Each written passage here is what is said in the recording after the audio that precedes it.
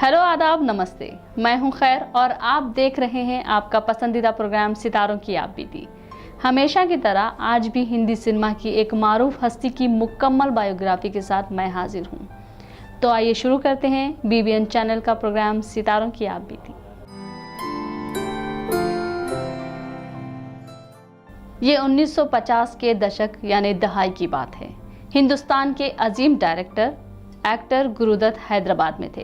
वो अपनी एक फिल्म के लिए एक ऐसी अदाकारा की तलाश में थे जो उर्दू बहुत अच्छी बोलती हो। वहाँ उनकी मुलाकात एक नौजवान अदाकारा से होती है जो कुछ तेलुगु और तमिल फिल्मों में अदाकारी कर चुकी थी।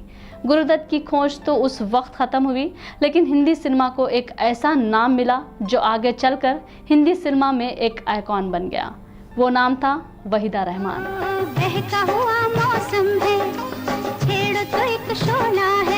हिंदी सिनेमा में अजीम एक्ट्रेस के रूप में सामने आई वहीदा रहमान, जिन्होंने अपनी बेमिसाल एक्टिंग की बदौलत वो मकाम हासिल किया जो बहुत कम लोगों को मिलता है। वहीदा रहमान 3 फरवरी 1938 यानी 1938 कोच्चि, चेंगलपट्टू, तमिलनाडु में एक मुस्लिम परिवार में पैदा हुई। वहीदा रहमान ने जिंदगी में कामयाबी के फूल समेटने के लिए अनथक मेहनत की। कमसिनी में ही उनके पिता का इंतकाल हो गया था। वहीदा रहमान की ख्वाहिश थी डॉक्टर बनने की, लेकिन घरेलू हालात और अपनी मां की बीमारी की वजह से उनका ये ख्वाब अधूरा रह गया। हिंदी सिनेमा में कदम रखने से पहले वहीदा रहमान तेलुगु फिल्मों में काम कर चुकी थी।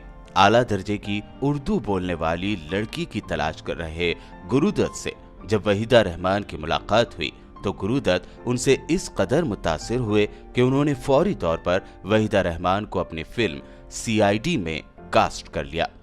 ये फिल्म 1956 में रिलीज हुई और बॉक्स ऑफिस पर हिट साबित हुई। इस फिल्म के साथ ही वहीदा रहमान के लिए भी हिंदी फिल्मों के दरवाजे खुल गए। वहीदा रहमान को हिंदी फिल्मों में लाने का सहरा गुरुदत्त के सर जाता है। गुरुदत्त के बारे में ये कहा जाता है कि वो वहीदा रहमान के इश्क में बुरी तरह गिरफ्तार थे।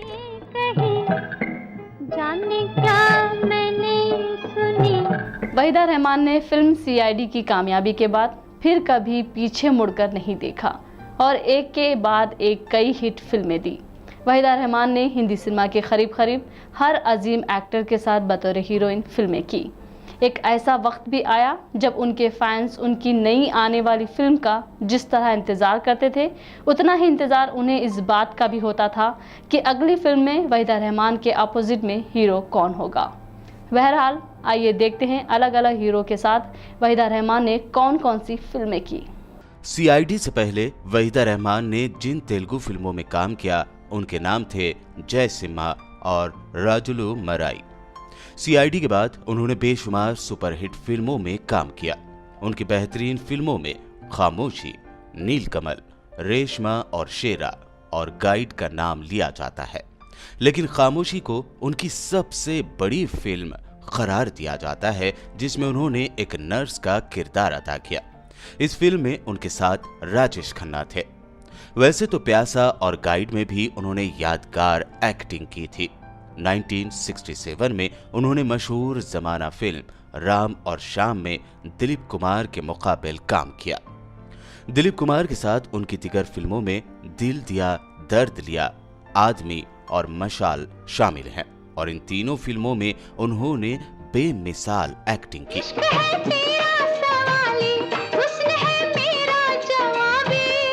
इससे पहले गुरुदत्त के साथ उनकी जोड़ी काफी सराही गई।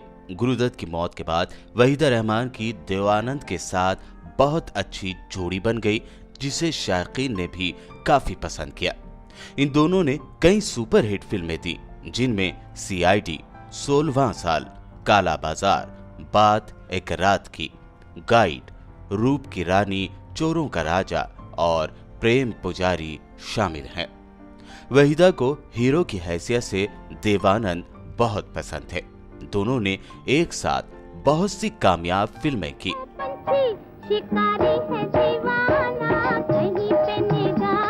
फिल्म गाइड के हीरोइन का उलझा हुआ किरदार सिर्फ और सिर्फ वहीदा ही इस खूबी के साथ निभा सकती थी। और ये बात देवानंद अच्छी तरह से जानते थे।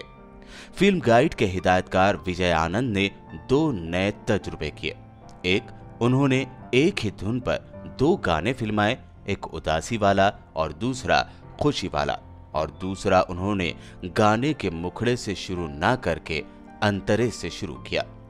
वहीदा रहमान ने 1960 में किशोर कुमार के साथ एक कॉमेडी फिल्म में भी काम किया था जिसका नाम था गर्लफ्रेंड। राजेंद्र कुमार के साथ उनकी जो फिल्में कामयाबी से हमकनार हुईं उनके नाम थे पालकी, धरती और शतरंज। राज कपूर के साथ भी वहीदा रहमान ने तीसरी कसम में काम किया। इसके बाद एक और फिल्म एक दिल 100 अफसाने में भी ये दोनों इकट्ठे हुए। एक्टर बसवजीत के साथ उनकी दोनों फिल्मों ने जबरदस्त कामयाबी हासिल की, जिनमें 20 साल बाद और कोहरा शामिल हैं।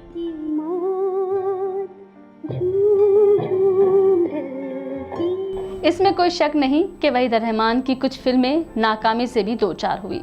1970 की दहाई के दरमियान उनका करियर खत्म होने के करीब था, जब उन्होंने कैरेक्टर एक्टर्स के तौर पर काम करना भी शुरू कर दिया, लेकिन उन फिल्मों की नाकामी से इनकी मकबूलियत पर कोई असर नहीं पड़ा। 27 अप्रैल 1974 को वहीदा रहमान ने एक्टर शशि रेखी, जिनका फिल्मी नाम कमलजीत था, उनसे शादी कर ली। शादी के बाद वहीदा रहमान बेंगलोर शिफ्ट हो गई। उनके 2 बेटे हैं। वहीदा रहमान की कामयाब फिल्मों का दूसरा दौर 1976 से शुरू हुआ, जब उनकी फिल्म कभी कभी जबरदस्त हिट हुई। 1984 में उन्होंने दिलीप कुमार के साथ मशाल में काम किया।